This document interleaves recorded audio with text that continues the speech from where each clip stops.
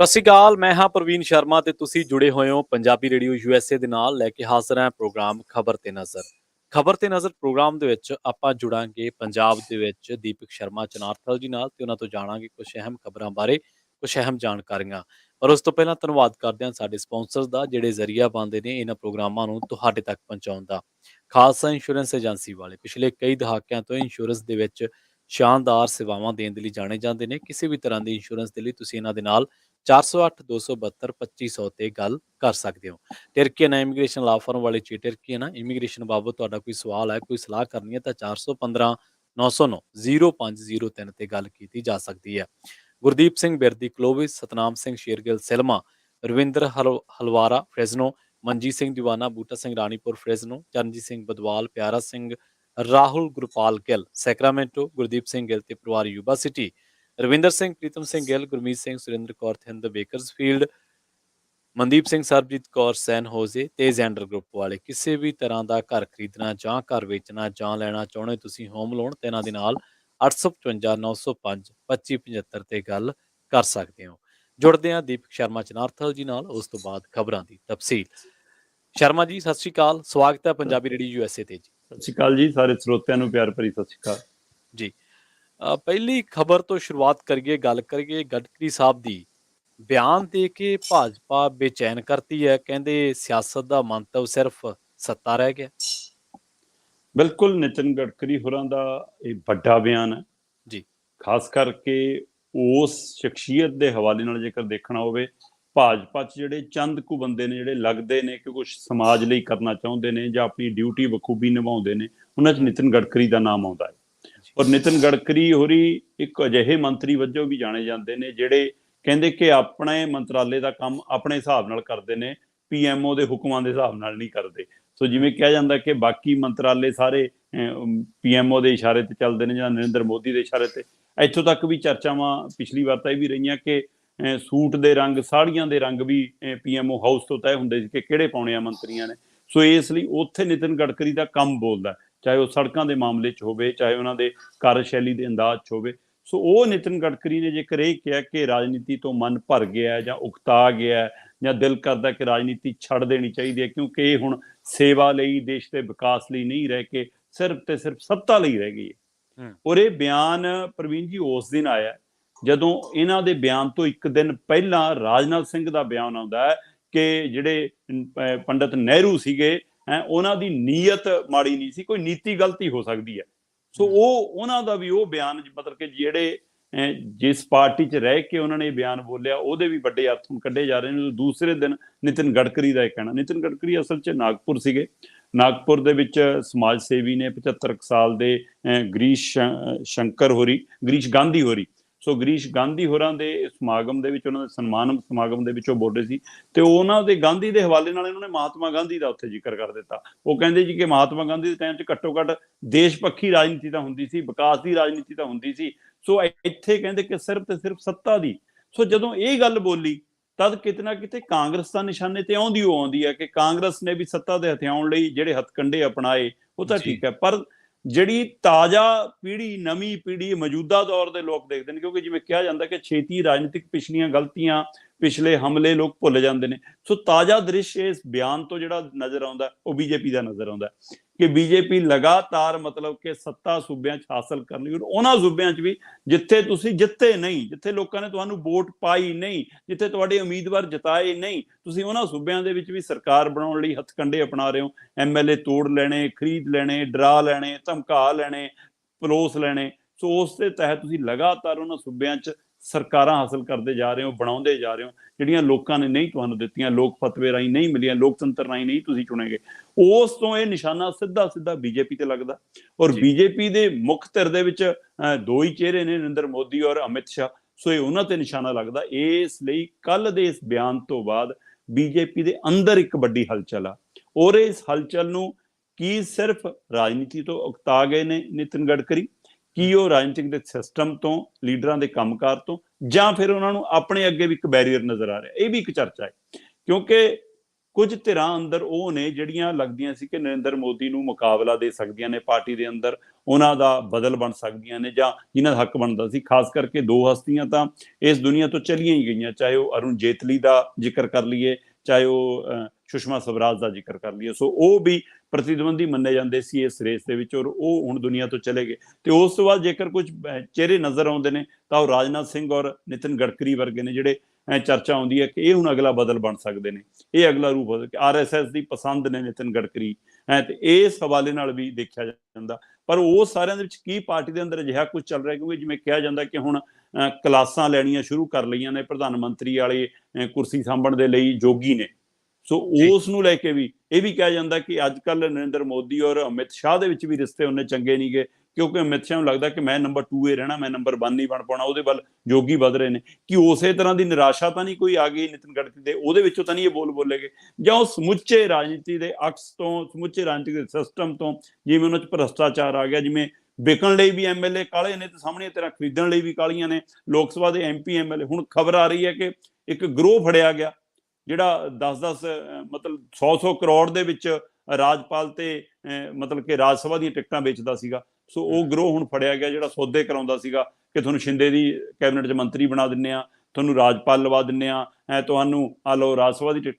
ਸੋ ਇਹਦਾ ਮਤਲਬ ਕਿ ਉਸ ਦਾ ਸ਼ਿਕਾਰ ਇਹ ਰਾਜਨੀਤਿਕ ਧਿਰਾਂ, ਜਿਵੇਂ ਨਿਤਿਨ ਗਡਕਰੀ ਨੇ ਬੋਲਿਆ, ਕਿ ਉਹਦਾ ਸ਼ਿਕਾਰ ਤਾਂ ਨਹੀਂ ਹੋ ਰਿਹਾ ਜੇ ਕਿਸੇ ਸਿਸਟਮ ਦਾ, ਕਿ ਭਾਈ ਪੈਸੇ ਵਾਲੇ ਅੱਗੇ ਲੰਘ ਰਹੇ ਨੇ, ਸੌਦੇਬਾਜ਼ੀ ਵਾਲੇ ਅੱਗੇ ਲੰਘ ਰਹੇ ਨੇ ਔਰ ਸਹੀ ਨਹੀਂ ਮਿਲ।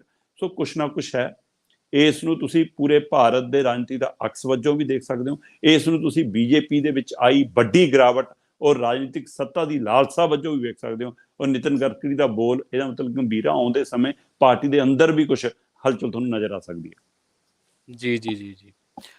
ਅਗਲੀ ਖਬਰ ਦੇ ਵੱਲ ਵਧੀਏ ਤੇ ਗੱਲ ਕਰੀਏ ਪੰਜਾਬ ਸਰਕਾਰ ਦੀ। ਬੇਰੁਜ਼ਗਾਰਾਂ ਤੇ ਪੰਜਾਬ ਸਰਕਾਰ ਨੇ ਕਹਿੰਦੇ ਖਾਸਾ ਕਟਾਪਾ ਚਾੜਿਆ।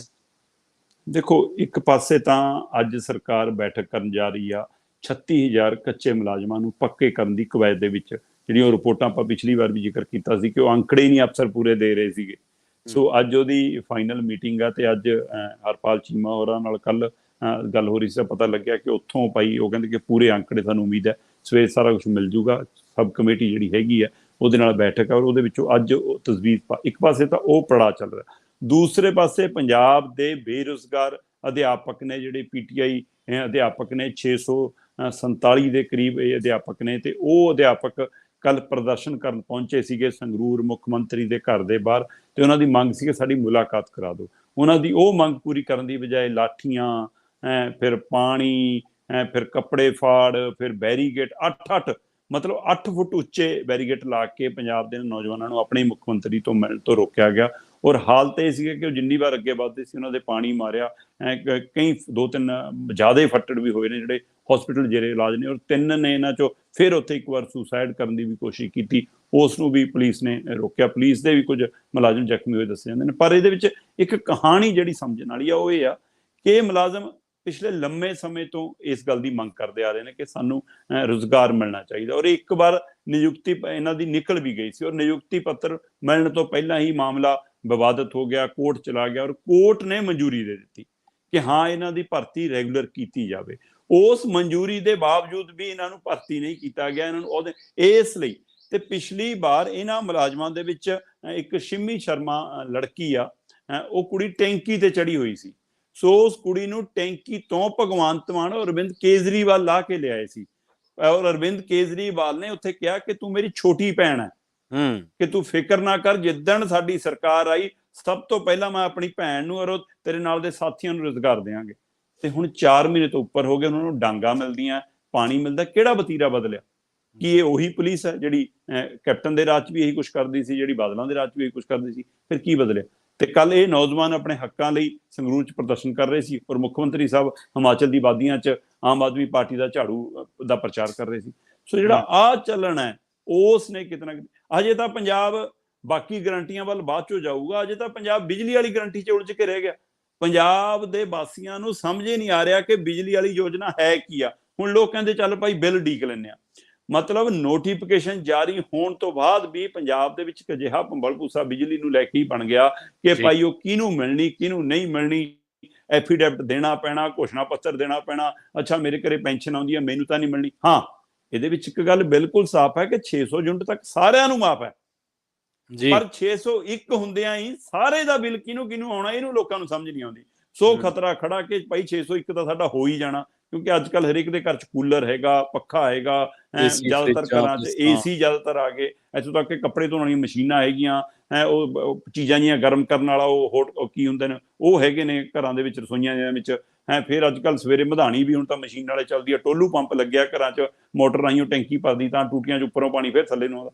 ਸੋ ਇਸ ਲਈ ਇਹਦੇ ਨਾਲ ਲੋਕਾਂ ਨੂੰ ਲੱਗਦਾ ਕਿ ਸਾਡਾ ਇੰਨਾ ਤਾਂ ਬਣਿਆ। ਉਹਦੇ ਵਿੱਚ ਕਹਿੰਦੇ ਜੀ ਜਰਨਲੋਂ ਜੀ ਤਾਂ ਤੁਹਾਡਾ 600 ਤੋਂ 1 ਤੋਂ ਬਾਅਦ ਪੂਰਾ ਹੋਊਗਾ। ਅੱਛਾ SCBC ਹੋ, ਕੋਈ ਨਾ ਜੀ ਐਫੀਡੈਵਿਟ ਦਿਓ ਜੀ ਤੁਹਾਡੇ ਘਰੇ ਕੋਈ CA ਨਹੀਂ ਜੰਮਿਆ। ਕਿਉਂ ਭਾਈ, ਜੇ ਉਹਨਾਂ ਨੇ ਕੋਈ ਬੱਚਾ CA ਬਣਾ ਲਿਆ, ਕੋਈ ਡਾਕਟਰ ਬਣਾ ਲਿਆ, ਗੁਨਾਹ ਕਰ ਲਿਆ ਅਗਲਿਆਂ ਨੇ। ਸੋ ਜੀ ਤੁਸੀਂ ਜੀ ਉੱਥੇ ਉਹ ਖੇਲ ਕਰ ਰਹੇ ਹੋ। ਫਿਰ ਜੇ ਅੱਛਾ ਜੇ ਕੋਈ ਪੈਨਸ਼ਨ ਆਉਂਦੀ ਹੈ ਤਾਂ ਨਹੀਂ, ਜੇ ਤੁਸੀਂ ਮਤਲਬ ਕਿ ਕਿਸੇ ਚੇਅਰਮੈਨ ਰਹੇ ਹੋ ਤਾਂ ਨਹੀਂ। ਜੇ ਹੁਣ ਮੰਨ ਲਓ ਜਿਵੇਂ ਪਿੰਡ ਦੇ ਵਿੱਚੋਂ ਇੱਕ ਕੋਟਾ ਰਿਜ਼ਰਵ ਹੈ ਕਿ ਹਾਂ SCBC ਭਾਈਚਾਰੇ ਚੋਂ ਇਸ ਵਾਰ ਸਰਪੰਚ ਬਣਨਾ, ਤਾਂ ਉਸੇ ਤਹਿਤ ਜੇ ਕੋਈ ਚੇਅਰਮੈਨ ਲੱਗ ਗਿਆ ਤਾਂ ਵੀ ਉਹਨਾਂ ਦੀ ਸਥਿਤੀ ਕਹੀ ਜੀ ਆਪਾਂ ਜਾਣਦੇ ਹਾਂ।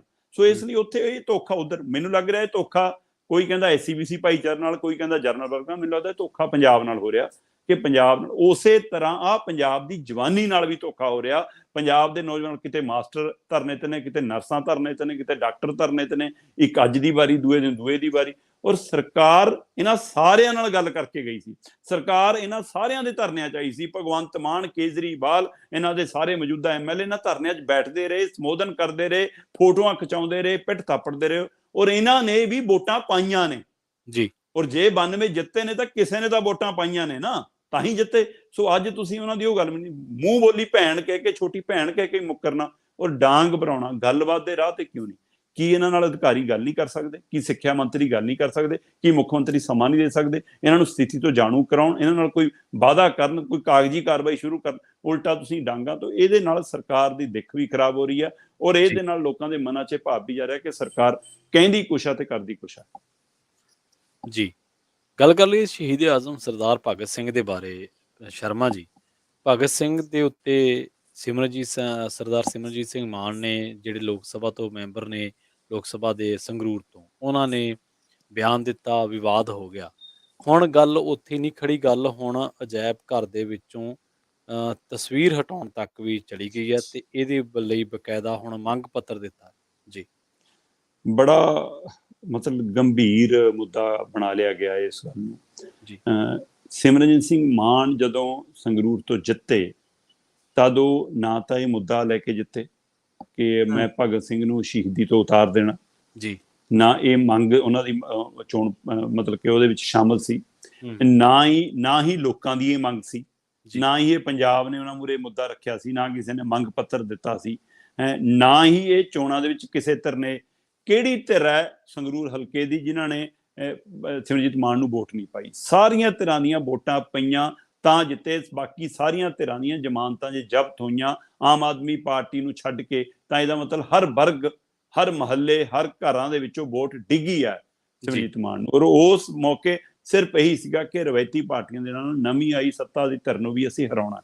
ਔਰ ਉਹਨਾਂ ਦਿਨਾਂ ਦੇ ਵਿੱਚ ਦੋ ਮੁੱਖ ਮੁੱਦੇ ਵੱਡੇ ਸੀਗੇ, ਜਿਨ੍ਹਾਂ 'ਚ ਬੇਅਦਬੀ ਔਰ ਬੰਦੀ ਸਿੰਘਾਂ ਦੀ ਰਿਹਾਈ, ਕਿ ਬੇਅਦਬੀ ਵਾਲੇ ਮਾਮਲੇ 'ਚ ਇਨਸਾਫ ਨਹੀਂ ਮਿਲ ਰਿਹਾ ਪੰਜਾਬ ਨੂੰ, ਔਰ ਬੰਦੀ ਸਿੰਘਾਂ ਦੀ ਰਿਹਾਈ ਨੂੰ ਲੈ ਕੇ ਸਰਕਾਰ ਜਿਹੜੀ ਵੀ ਰਹੀ, ਚਾਹੇ ਪੰਜਾਬ 'ਚ ਚਾਹੇ ਕੇਂਦਰ 'ਚ, ਉਹ ਲੋਕਾਂ ਨੂੰ ਬਰਗਲਾਉਂਦੀ ਰਹੀ, ਮਤਲਬ ਗੱਲਾਂ ਨਾਲ ਟਾਲਦੀ ਰਹੀ, ਨਹੀਂ ਹੋਇਆ ਇਹ ਮੁੱਦਾ। ਦੂਸਰਾ ਤਾਜ਼ਾ ਸਿੱਧੂ ਮੂਸੇਵਾਲੇ ਦਾ ਕਾਂਡ, ਉਸ ਕਤਲ ਕਾਂਡ ਤੋਂ ਬਾਅਦ ਲੋਕਾਂ ਦੇ ਮਨ 'ਚੋਂ ਰੋਸਾ ਕਿ ਇੱਥੇ ਸੁਰੱਖਿਅਤ ਕੌਣ ਹੈ, ਗਾਇਕ ਕਲਾਕਾਰਾਂ ਤੇ ਜੇ ਹਮਲਾ ਹੁੰਦਾ, ਉਹ ਰੋਸਾ। ਸੋ ਆਹ ਦੋ ਚੀਜ਼ਾਂ ਨੂੰ ਲੈ ਕੇ ਮੁੱਖ ਤੌਰ ਤੇ ਚੋਣ ਸੀਗੀ, ਔਰ ਉਸ ਚੋਣ ਦੇ ਵਿੱਚੋਂ ਲੋਕਾਂ ਨੇ ਸਿਮਰਨਜੀਤ ਮਾਨ ਨੂੰ ਜਿਤਾਇਆ। ਤਾਂ ਇਹਨਾਂ ਮੁੱਦਿਆਂ ਤੇ ਗੱਲ ਕਦੋਂ ਕਰਨਗੇ ਸਿਮਰਨਜੀਤ ਮਾਨ ਹੋਰੀ? ਇਸ ਮੌਕੇ ਮਸਲਾ ਖੜਾ ਹੈ ਕਿ ਕੇਂਦਰ ਨੂੰ ਸਵਾਲ ਪੁੱਛੋ ਕਿ ਭਾਈ ਜੇਕਰ ਤੁਹਾਡੀਆਂ ਅਦਾਲਤਾਂ ਦੇ ਵਿੱਚ ਉਹ ਲੋਕ ਗੁਨਾਹਗਾਰ ਸਾਬਤ ਹੋਏ ਤਾਂ ਉਸ ਗੁਨਾਹਾਂ ਦੀ ਸਜ਼ਾ ਅਦਾਲਤ ਨੇ ਐਲਾਨੀ, ਉਨੀ ਸਜ਼ਾ ਉਹਨਾਂ ਨੇ ਭੋਗ ਲਈ, ਉਹ ਤੋਂ ਬਾਅਦ ਵੀ ਰਿਹਾਈ ਕਿਉਂ ਨਹੀਂ? ਜਿਹੜੀਆਂ ਉਮਰਾਂ ਭੋਗ ਚੁੱਕੇ ਉਹਨਾਂ ਦੀ ਰਿਹਾਈ ਕਿਉਂ ਨਹੀਂ? ਇਹ ਮੁੱਦਾ ਕਿਉਂ ਨਹੀਂ?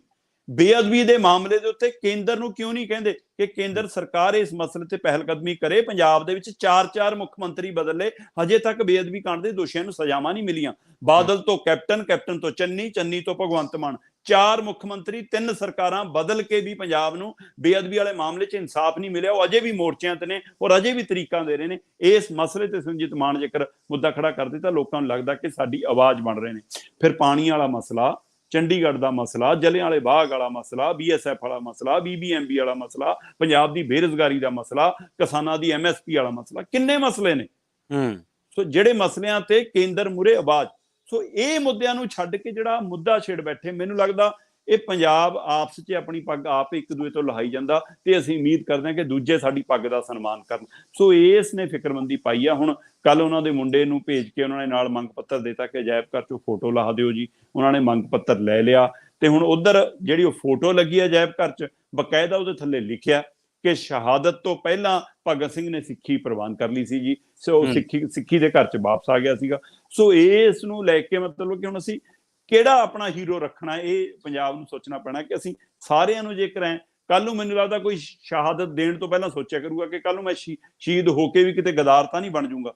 ਸੋ ਇਹ ਜਿਹੜਾ ਡਰ ਪੈਦਾ ਹੋ ਰਿਹਾ, ਇਸ ਨੂੰ ਸਮਝਣ ਦੀ ਲੋੜ ਹੈ। ਸਿਮਰਜੀਤ ਮਾਨ ਹੋਰੀ ਸਮਝ ਰੱਖਦੇ ਨੇ, ਸਿਆਣਪ ਹੈ, ਪੜ੍ਹੇ ਲਿਖੇ ਨੇ, ਔਰ ਪੰਜਾਬ ਨੇ ਇਸ ਉਮਰੇ ਉਹਨਾਂ ਨੂੰ ਜਾ ਕੇ ਇੱਕ ਵਾਰ ਜਿਨ੍ਹਾਂ ਦੀ ਲਗਾਤਾਰ ਜ਼ਮਾਨਤ ਜ਼ਬਤ ਹੋ ਰਹੀ ਸੀ ਜਿਤਾ ਕੇ ਭੇਜਿਆ, ਔਰ ਉਹ ਪੰਜਾਬ ਦੀ ਨੁਮਾਇੰਦਗੀ ਕਰਨ ਪੰਥਕ ਮਸਲੇ ਤੇ। ਅਕਾਲੀ ਦਲ ਪੰਜਾਬ 'ਚ ਸਰਜੀਤ ਕਰਨਾ ਬਹੁਤ ਜ਼ਰੂਰੀ ਹੈ। ਉਹ ਅਕਾਲੀ ਦਲ ਮਾਨ ਦੀ ਲੋੜ ਨਹੀਂ, ਉਹ ਅਕਾਲੀ ਦਲ ਟੌੜੇ ਦੀ ਲੋੜ ਨਹੀਂ, ਉਹ ਅਕਾਲੀ ਦਲ ਬਾਦਲਾਂ ਦੀ ਲੋੜ ਨਹੀਂ। ਅਕਾਲੀ ਦਲ ਪੰਜਾਬ ਦੇ ਵਿੱਚ, ਅਕਾਲੀ ਦਲ ਦਾ ਜਿਉਂਦਿਆਂ ਰਹਿਣਾ ਬਹੁਤ ਜ਼ਰੂਰੀ ਹੈ। ਔਰ ਉਸ ਦੇ ਲਈ ਕੰਮ ਕਰਨ ਸਿਮਰਜੀਤ ਮਾਨ ਕਿ ਭਾਈ ਪੰਥਕ ਨੁਮਾਇੰਦੇ ਸਰਬ ਸਾਂਝੇ ਮੰਚ ਤੇ ਆਉਣ, ਪੰਥਕ ਧਿਰਾਂ ਸਰਬ ਸਾਂਝੇ ਮੰਚ ਤੇ ਆਉਣ, ਸਿੱਖ ਮਸਲਿਆਂ ਦੇ ਇੱਕ ਮੰਚ ਤੇ ਹੱਲ ਹੋਵੇ।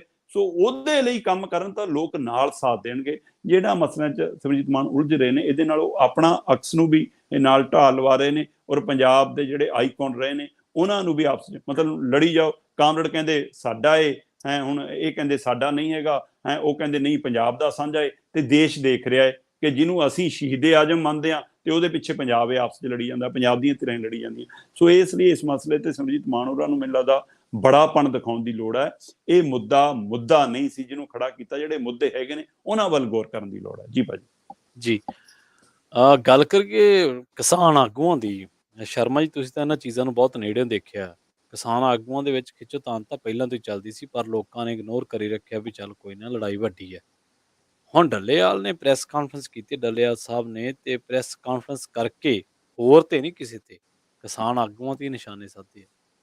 ਦੇਖੋ, ਇੱਕ ਤਾਂ ਉਹ 3 ਕਰੋੜ ਵਾਲਾ ਕਾਫੀ ਹਗਾਮਾ ਕਰਨ ਕਿ 3 ਕਰੋੜ 'ਚ ਅੰਦੋਲਨ ਵੇਚਿਆ। ਮਤਲਬ ਮੈਂ ਨਿੱਜੀ ਤੌਰ ਤੇ ਇੰਨਾ ਕੁ ਸਮਝਦਾ ਕਿ ਤੁਸੀਂ ਆਪਾਂ ਸਾਰੇ ਜਾਣਦੇ ਹਾਂ ਕਿ ਐਂ 3 ਕਰੋੜ ਰੁਪਏ 'ਚ ਵਿਕਣਾ ਤੇ ਫਿਰ ਵਾਪਸ ਆ ਜਾਣਾ ਆਸਾਨ ਨਹੀਂ ਸੀਗਾ। ਸੋ ਇਹ ਗੱਲ ਜਨਤਕ ਉਸੇ ਸਮੇਂ ਹੋ ਜਾਣੀ ਚਾਹੀਦੀ ਸੀ। ਫਿਰ ਜੇਕਰ ਡੱਲੇਵਾਲ ਸਾਹਿਬ ਨੂੰ ਪਤਾ ਸੀਗਾ ਕਿ ਹਾਂ ਅੰਦੋਲਨ 3 ਕਰੋੜ 'ਚ ਵੇਚਿਆ, ਕਿਸੇ ਨੇ ਖਰੀਦਿਆ, ਤਾਂ ਉੱਥੇ ਹੀ ਪ੍ਰੈਸ ਕਾਨਫਰੰਸ ਹੋਣੀ ਚਾਹੀਦੀ ਸੀ। ਇੰਨੀ ਦੇਰ ਚੁੱਪ ਕਿਉਂ ਰਹੇ? ਉਹਦੀ ਚੁੱਪੀ ਦਾ ਕੀ ਕਰਨਾ? ਦੂਸਰੀ ਗੱਲ, ਜਿਹੜੇ ਮਸਲੇ ਤੇ ਅੰਦੋਲਨ ਹੋਇਆ ਉਹ ਕਾਰਜ ਸਫਲ ਹੋਇਆ, ਫਿਰ ਇਹ ਸਵਾਲ ਕਿੱਥੋਂ ਆਇਆ? 3 ਖੇਤੀ ਕਾਨੂੰਨ ਵਾਪਸ ਕਰਾਉਣ ਲਈ ਅੰਦੋਲਨ ਵਿੱਢਿਆ ਗਿਆ ਸੀ। ਬਾਕੀ ਗੱਲਾਂ ਸਾਰੀਆਂ ਸਮੇਂ ਨਾਲ ਸ਼ਾਮਲ ਹੋਈਆਂ, ਚਾਹੇ ਉਹ MSP ਵਾਲਾ ਮੁੱਦਾ ਨਾਲ ਸ਼ਾਮਲ ਹੋ ਗਿਆ, ਚਾਹੇ ਉਹ ਬਿਜਲੀ ਵਾਲਾ ਮੁੱਦਾ ਸ਼ਾਮਲ ਹੋ ਗਿਆ, ਚਾਹੇ ਉਹ ਪਰਾਲੀ ਵਾਲਾ ਮੁੱਦਾ ਨਾਲ ਸ਼ਾਮਲ ਹੋ ਗਿਆ, ਚਾਹੇ ਬਾਅਦ ਤੋਂ ਫਿਰ ਜਿਨ੍ਹਾਂ ਤੇ ਪਰਚੇ ਪੈਂਦੇ ਰਹੇ ਉਹਨਾਂ ਦੇ ਪਰਚੇ ਰੱਦ ਕਰਾਉਣ ਦਾ ਮਾਮਲਾ, ਫਿਰ ਜਿਹੜੇ ਕਿਸਾਨ ਅੰਦੋਲਨ ਦੌਰਾਨ ਸ਼ਹੀਦ ਹੁੰਦੇ ਰਹੇ ਉਹਨਾਂ ਦੇ ਮੁਆਵਜ਼ਿਆਂ ਦਾ ਮਾਮਲਾ, ਥਾਣਿਆਂ 'ਚ ਜਿਹੜਾ ਸਮਾਨ ਜ਼ਬਤ, ਉਹ ਸਾਰੇ ਮਾਮਲੇ ਬਾਅਦ ਚੋਂ ਕੜੀ ਦਰ ਕੜੀ ਨਾਲ ਜੁੜੇ ਨੇ। ਪਰ ਜਿਹੜਾ ਮੁੱਦਾ ਲੈ ਕੇ ਤੁਰੇ ਸੀ ਉਹ 3 ਖੇਤੀ ਕਾਨੂੰਨ ਵਾਪਸ ਕਰਾਉਣ ਦਾ ਸੀ। ਹਾਂ, ਇਹ ਲੋਕ ਵੀ ਮੰਨਦੇ ਨੇ ਔਰ ਜਥੇਬੰਦੀਆਂ ਦੇ ਮਨ 'ਚ ਵੀ ਹੈਗਾ ਕਿ ਕਿਤੇ ਨਾ ਕਿਤੇ ਜੇ ਅਸੀਂ ਥੋੜਾ ਜਿਹਾ ਸੰਜਮ ਹੋਰ ਵਰਤਦੇ, ਹਫ਼ਤਾ 10 ਦਿਨ ਹੋਰ ਬੈਠਣ ਦੀ ਹਿੰਮਤ ਕਰਦੇ, ਤਾਂ ਸ਼ਾਇਦ MSP ਵੀ ਲੈ ਕੇ ਮੁੜੇ ਆਉਂਦੇ। ਉਹ ਖਦਸ਼ਾ ਹੈ। ਪਰ 3 ਖੇਤੀ ਕਾਨੂੰਨ ਰੱਦ ਕਰਾ ਕੇ ਮੁੜਿਆ ਅੰਦੋਲਨ। ਔਰ ਉਸ ਧਿਰ ਦੇ ਵਿੱਚ ਡੱਲੇਵਾਲ ਵੀ ਸ਼ਾਮਲ ਸੀ, ਉਸ ਧਿਰ ਦੇ ਵਿੱਚ ਖੱਬੀਆਂ ਧਿਰਾਂ ਵੀ ਸ਼ਾਮਲ ਸੀ, ਉਸ ਜਥੇਬੰਦੀਆਂ ਦੇ ਵਿੱਚ ਸੱਜੀਆਂ ਧਿਰਾਂ ਵੀ ਸ਼ਾਮਲ ਸੀ, ਉਹਦੇ ਵਿੱਚ BJP ਨਾਲ ਸੰਬੰਧਿਤ ਨੁਮਾਇੰਦੇ ਵੀ ਕੁਝ ਸੀਗੇ, ਉਹਦੇ ਵਿੱਚ ਕਾਂਗਰਸ ਨਾਲ ਸੰਬੰਧਿਤ ਨੁਮਾਇੰਦੇ ਵੀ ਸੀਗੇ, ਉਹਦੇ ਨਾਲ ਸਮੇਂ ਦੀਆਂ ਸਰਕਾਰਾਂ ਦੇ ਮਿੱਤਰ ਰਹੀਆਂ ਜਥੇਬੰਦੀਆਂ ਵੀ ਸੀ, ਉਹਦੇ ਵਿੱਚ ਚੋਣਾਂ ਲੜਨ ਵਾਲੇ ਵੀ ਸੀ, ਉਹਦੇ ਵਿੱਚ ਚੋਣਾਂ ਨਾ ਲੜਨ ਵਾਲੇ ਸੀ, ਉਹਦੇ ਵਿੱਚ ਪੰਥਕ ਧਿਰਾਂ ਦੇ ਨੁਮਾਇੰਦੇ ਵੀ ਸੀ। ਸੋ ਸਾਰੀਆਂ ਪਾਰਟੀਆਂ ਨਾਲ ਸੰਬੰਧ ਰੱਖਦੀਆਂ, ਪਰ ਉੱਥੇ ਉਹ ਨਿਰੋਲ ਕਿਸਾਨ ਬਣ ਕੇ, ਕਿਸਾਨ ਜਥੇਬੰਦੀਆਂ ਬਣ ਕੇ ਨਿੱਤਰੇ। ਔਰ ਕਿਹੜੀਆਂ ਧਿਰਾਂ ਨੇ ਜਿਹੜੀਆਂ ਚੋਣਾਂ 'ਚ ਕੋਈ ਇਹਨਾਂ 'ਚ 4 ਵਾਰ MP ਵੀ ਰਿਹਾ, ਜਿਹੜੀ ਸੰਯੁਕਤ ਕਿਸਾਨ ਮੋਰਚੇ ਸੀ, ਕੋਈ ਮੰਤਰੀ ਤੱਕ ਰਿਹਾ, ਕਿਸੇ ਨੇ ਚੋਣ ਲੜੀ, ਕਿਸੇ ਨੇ ਚੋਣ ਲੜਾਈ, ਤੇ ਕੋਈ ਬਾਹਰੋਂ ਸਪੋਰਟ ਕਿਸੇ ਪਾਰਟੀ ਨੂੰ ਕਰਦਾ ਰਿਹਾ। ਸੋ ਹੁਣ ਜਿਹੜਾ ਇਹ ਖਲਾਰਾ ਪੈ ਰਿਹਾ, ਮੈਨੂੰ ਲੱਗਦਾ ਇਹ ਜਥੇਬੰਦੀਆਂ ਆਪਣਾ ਹੀ ਕੱਦ ਰਹਿੰਦਾ ਖੁੰਦਾ, ਜਿੰਨੀ ਸ਼ਾਖ ਬਚੀ ਆ ਉਹਨੂੰ ਡੇਗ ਰਹੀਆਂ ਨੇ। ਤੇ ਅੱਜ 4-5 ਮਤਲਬ ਕਿ ਸੰਯੁਕਤ ਕਿਸਾਨ ਮੋਰਚਾ ਬਣ ਗਏ ਨੇ ਅੱਡੋ ਅੱਡ। ਕੋਈ ਕਹਿੰਦਾ ਗੈਰ ਰਾਜਨੀਤਿਕ ਦਲ ਹੈ, ਕੋਈ ਕਹਿੰਦਾ ਜੇ ਰਾਜਨੀਤਿਕ ਧਿਰਾਂ ਵੀ ਸਾਡੇ ਸ਼ਾਮਲ ਨੇ, ਕੋਈ ਕਹਿੰਦਾ ਇੱਕ ਇਕੱਲੀ ਵੱਖਰੀ ਹੈ। ਹੁਣ ਕਹਿੰਦੇ ਦੁਬਾਰਾ ਉੱਥੇ ਜਾਣਾ। ਸੋ ਇੱਕ ਚਿੱਠੀ ਦਾ ਹਵਾਲਾ ਦਿੱਤਾ ਜਾਂਦਾ, ਇੱਕ 3 ਕਰੋੜ ਦਾ, ਪਰ ਇਹ ਦੱਸਿਆ ਨਹੀਂ ਗਿਆ ਕਿ 3 ਕਰੋੜ ਕਿਹਨੇ ਲਿਆ, ਕਿਹਨੂੰ ਦਿੱਤਾ? ਚਿੱਠੀ ਦੇ ਹਵਾਲੇ ਨਾਲ ਰਾਜੇਵਾਲ ਹੋਰਾਂ ਦੇ ਉੱਤੇ ਵੀ ਸਵਾਲ ਆਉਂਦੇ ਨੇ, ਕੁਝ ਹੋਰ ਤਰ੍ਹਾਂ ਦੇ ਵੀ ਸਵਾਲ। ਇਹ ਹੈ ਕਿ ਜਦੋਂ ਅੰਦਰ ਇਹ ਤੁਹਾਡੀਆਂ ਗੱਲਾਂ ਵਿਚਾਰੀਆਂ ਜਾਂਦੀਆਂ ਸੀ, ਜਦ ਜਨਤਕ ਕਰ ਲੈਂਦੇ। ਫਿਰ ਜਦ ਲੋਕਾਂ ਦਾ ਡਰ ਸੀ, ਜਦ ਲੋਕਾਂ ਦਾ ਡੰਡੇ ਦਾ ਡਰ ਸੀ ਕਿ ਜੇ ਇੱਥੋਂ ਭੱਜੇ, ਸੰਯੁਕਤ ਕਿਸਾਨ ਮੋਰਚੇ ਚੋਂ ਨਿਕਲ ਕੇ ਭੱਜੇ, ਅੱਡ ਹੋ ਕੇ ਭੱਜੇ, ਵੱਖਰਾ ਧੜਾ ਬਣਾਇਆ, ਵੱਖਰੀ ਧਿਰ ਬਣਾਈ, ਤਾਂ ਮਤਲਬ ਕਿ ਲੋਕ ਨਹੀਂ ਸਾਨੂੰ ਬਖਸ਼ਣਗੇ। ਔਰ ਇਸ ਡਰ ਨੇ ਹੀ ਉਹਨਾਂ ਨੂੰ ਇਕੱਠਿਆਂ ਵੀ ਰੱਖਿਆ, ਇਸ ਡਰ ਨੇ ਉਹਨਾਂ ਨੂੰ ਵਿਕਣ ਵੀ ਨਹੀਂ ਦਿੱਤਾ। ਔਰ ਇਹ ਅਸੀਂ ਮੀਡੀਆ ਕਰਮੀ ਵੀ ਅਕਸਰ ਚਰਚਾ ਕਰਦੇ ਸੀ ਕਿ ਚੰਗਾ ਇਹ ਇੱਥੇ ਫਿਕਰ ਹੁੰਦਾ ਸੀ ਕਿ 32 ਜਥੇਬੰਦੀਆਂ ਨੇ, ਤਾਂ ਪੰਜਾਬ 'ਚ ਜ਼ਿਲ੍ਹੇ ਨਹੀਂ ਗਏ ਜਿੰਨੀਆਂ ਪੰਜਾਬ ਦੀਆਂ ਜਥੇਬੰਦੀਆਂ ਨੇ, ਪਰ ਉਹ ਬਾਅਦ 'ਚ ਉਹ ਚੰਗਾ ਵੀ ਲੱਗਿਆ ਕਿ ਜਿੰਨੇ ਵੱਧ ਨੇ ਉਹਨਾਂ ਘੱਟੋ ਘੱਟ ਵਿਕ ਨਹੀਂ ਸਕਦੇ।